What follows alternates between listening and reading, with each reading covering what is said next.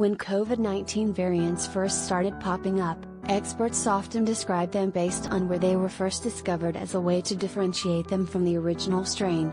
But, as we quickly learned, the coronavirus continued to mutate into new versions, bringing a need for a new system for naming them.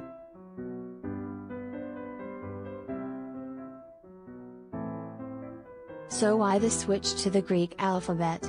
Below is a brief breakdown on why Greek letters are used, why some are skipped, and what happens when we reach the end of the Greek alphabet, and why you should get vaccinated so that we please don't.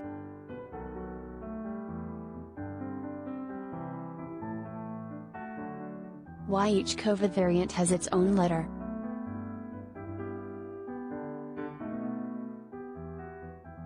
Let's start with why we need to distinguish these different versions of COVID-19 at all. Viruses are living organisms and evolve like other living organisms. In fact, a committee exists for categorizing and creating a taxonomy of viruses, the International Committee on Taxonomy of Viruses, or ICTV.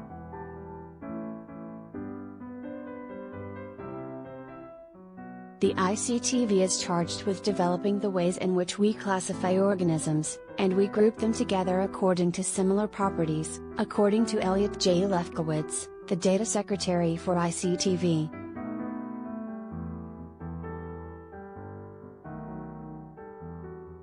Usually, these classifications contain a mix of numbers and letters. You may have seen some of them, like B.1.1.7, during the pandemic. SARS-CoV-2, the virus that causes COVID-19, is also part of these classifications.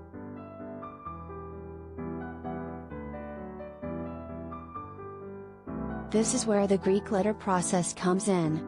Since SARS-CoV-2 is highly contagious and can mutate many times, scientists have had to categorize a number of new variants. But, as the World Health Organization notes, it gets cumbersome referring to a variant by its scientific name.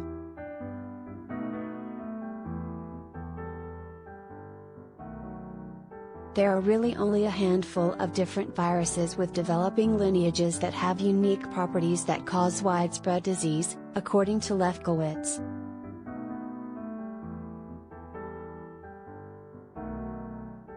And of all the ones I can recall, I don't recall any others that use the Greek letter convention, he added.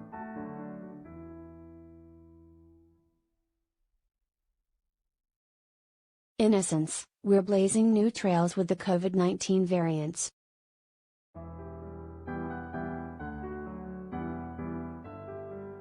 For a brief time, we described variants based on where they were first discovered, such as the UK variant or the South Africa variant.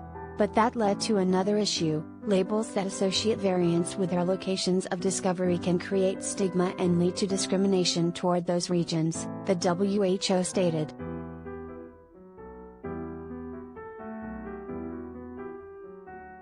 Why some Greek letters are skipped when naming coronavirus variants.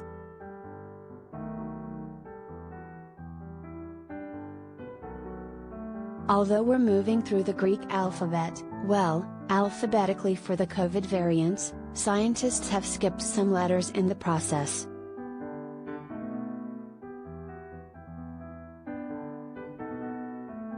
In some cases, the variant was merely one of interest, meaning it was notable and increasing in rate, but not necessarily as widespread or severe as others, instead of a variant of concern. So while those variants were named, they just didn't gain enough traction to become common knowledge. This was the case for variants like Lambda and Mu.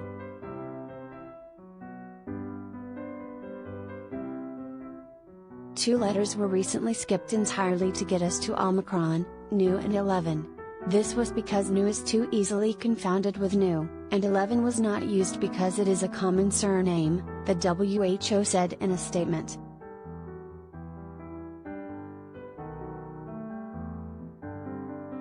What happens when we get to the end of the Greek alphabet?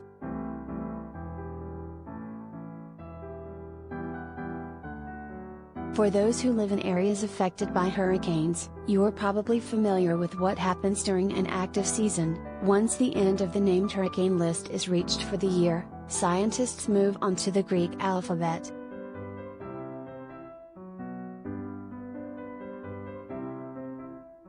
So what happens once we reach the end of the alphabet?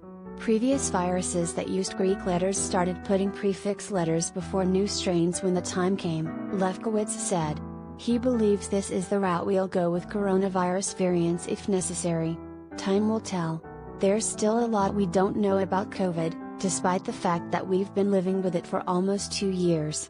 That includes how we name new variants.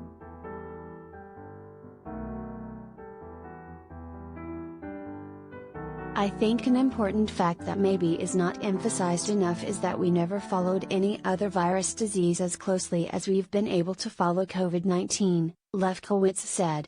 And so it's required scientists to think about new ways of approaching how we communicate the information, and how we take this level of detail and make it understandable to ourselves and to the general public.